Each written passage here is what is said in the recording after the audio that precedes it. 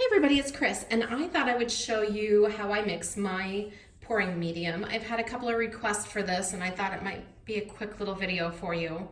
My pouring medium recipe is 4 cups of Floetrol that I have strained, a cup of Elmer's glue all, a half a cup of pouring medium, and then a 1/4 cup of water.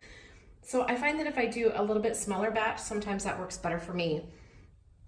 And to do a smaller batch, I found a really great way to make it smaller. I can measure one time and then just reuse the container that I'm measuring into, just with the help of a Sharpie and a measuring cup to do it the first time around. So today I'm going to use, this is a International Coffee, I believe it is, or International Delight Coffee Creamer bottle.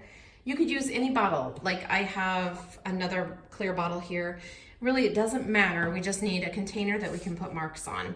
So what I've done in the past is I have measured my ingredients, marked on the sides of the container as I go up, and then I can just keep reusing this container over and over again.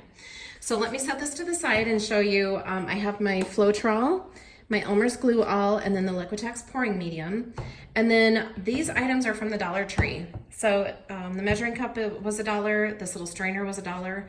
You always want to make sure that you strain your Floetrol because the Floetrol kind of tends to have like stuff in it that's not pretty when it comes out on your painting. So I always make sure that I shake my Floetrol, shake it really well, and then I strain through the little sieve and I measure out. I'm just going to do half of a batch, so I'm going to measure out 2 cups of Floetrol. I'm going to stop right there and set this back here. So you can see that I have just 2 cups of Floetrol, just a smidgen over. And pour just a little bit back into the container so that we're at 2 cups to have a good measuring. There we go, that's better. So you can see inside the strainer, see those little chunks? If you don't strain the Floetrol, those little chunks will end up in your paint and onto your painting. So I always make sure that I strain the Floetrol. And then I just kind of scoop it off the side of the cup there to get the excess off the bottom. And then I'm going to take this 2 cups and I'm going to take the lid off of my container, pour this in like so. And I will tell you that this Floetrol is a little bit thinner than some of them that I've had lately. So I probably will not put that entire 1/4 cup of water in there. I feel like this one's pretty thin already. Okay, so there's my 2 cups of Floetrol. So now what I'm going to do is take my Sharpie marker. I'm gonna lift this up. Right here is 2 cups. I'm gonna mark over here on, well, I guess I'm just gonna mark right here. And that's the top line of where my Floetrol is. And then I'm simply going to write Floetrol. Okay, so then the next thing I'm going to do is half of my glue. So I use a cup in a full batch, so I'm just gonna use a half a cup in half a batch.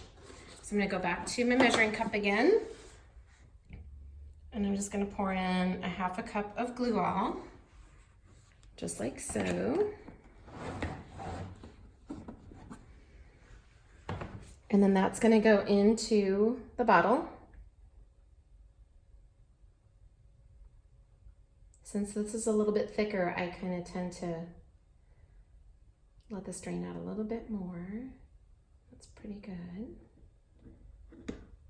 All right, and then again, coming back with my marker. Now I'm going to mark right here, and that is glue all. Okay, then the next thing we need is a 1/4 cup of the Liquitex pouring medium. Now I have used Deco Art pouring medium in the past. I don't know that it really makes a big difference, but I buy my pouring medium at Michael's and I wait until there's a 60% off coupon and I buy the big bucket of it. So it's much cheaper to buy the big bucket and then I just put it into smaller bottles. So for me, I think that's like a really good cost savings. So I'm just gonna go ahead and open this up and I'm going to measure out a 1/4 cup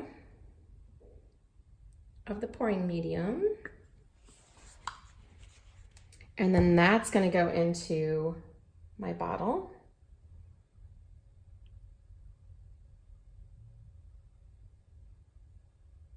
And it's not very much. It's like not a very big line difference when you're just doing a small batch like this. And I also kind of like to kind of move it around as I'm doing this just to make sure that everybody stays happy.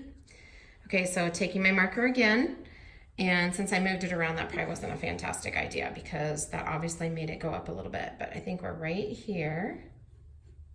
So that's the pouring medium.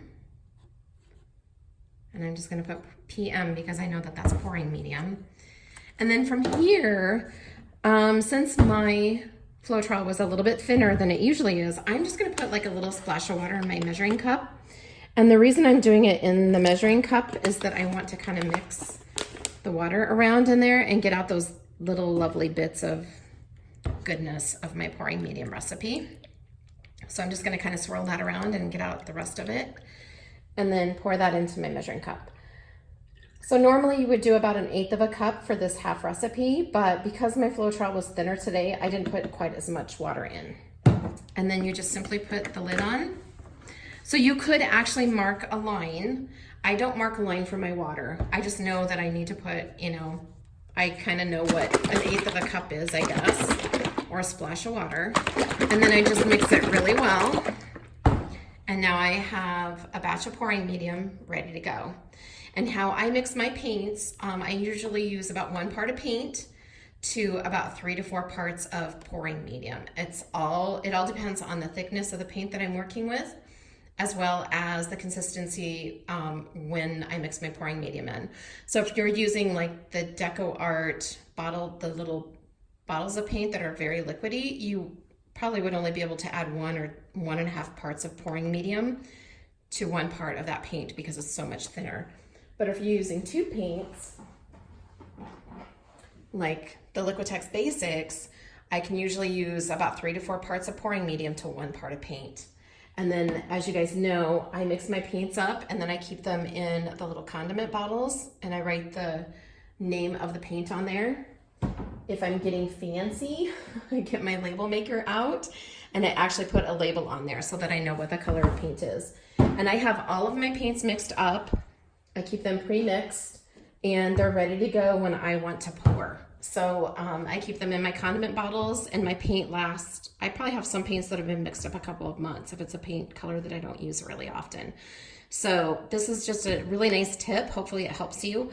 I'm sure some of you are thinking, wow, that's a no-brainer, but hopefully some of you are like, oh, that's a really cool idea, and that you really love it and run with it. Because for me, it's a time saver because I already have everything pre-measured on, you know, where I'm pouring my supplies right into the bottle after I've emptied out that batch of pouring medium, and it just works really well for me.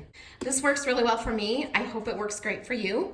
If you have any questions, please let me know. Thank you so much for watching today. Make sure you like, subscribe, and ring that bell for notifications so you catch the next video that comes your way. Thank you so much. Bye-bye.